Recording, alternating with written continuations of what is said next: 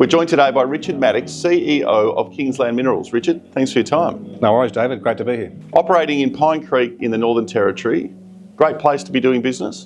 Fantastic location, you're right. We're only about 2 hours drive south of Darwin. Pine Creek's an historic mining area, so there's lots of infrastructure there, power lines, railway lines, sealed highways, fuel, beer as well when you're doing exploration. So yeah, it's a good spot, yeah. And you've been quietly developing what is now arguably the largest graphite project in Australia. You've just put out some recent numbers. What are some of the headlines? What should investors be focusing on?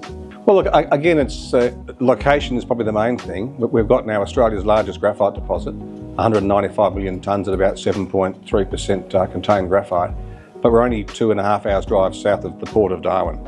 So that's a very important factor, given that some of our potentially largest clients will be in Southeast Asia if we develop the project. So I think it's the size, which obviously relates to hopefully favourable mining economics when we get to that stage, because of our crops on surface, and also its location close to a major port.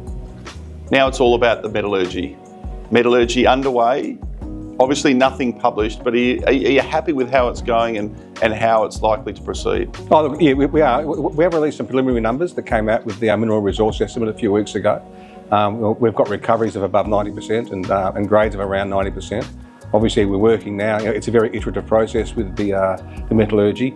We're looking at grind size, grind time, reagent usage and things like that. And I'm pretty confident we'll come up with a good marketable concentrate. We're aiming that 95% grade with the recoveries, hopefully as close to 90% as we can get it. So the work's been progressing nicely, and we'll hopefully have some numbers out to the market in the next, it might be a month or two, hopefully sooner, but thereabouts. Because like I said, it's a fairly iterative process to optimise your flotation circuit.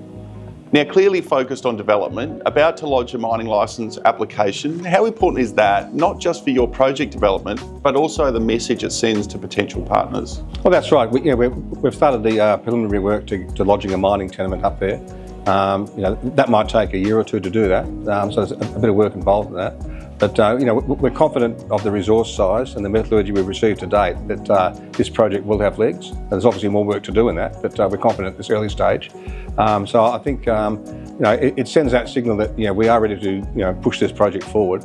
And once we get that metallurgy done, and that'll lead to more infill drilling to upgrade the resource to indicated, then we can start doing some real proper mining studies. How closely do you think offtake partners are watching those metallurgy results? Oh look, I think they're watching us. We've talked to people. I think, again, the location's very important. Given we're close to a major port in Southeast Asia, I think that puts people on notice. I think the recent, the news late last year from China about possible restrictions, export restrictions to some of their graphite products. People want to diversify away from just the single market that China, sort of dominates at the moment. So I think looking forward that there'll be a lot of producers or consumers of graphite products in Asia and North America and Europe as well, who will be looking at how we progress the project.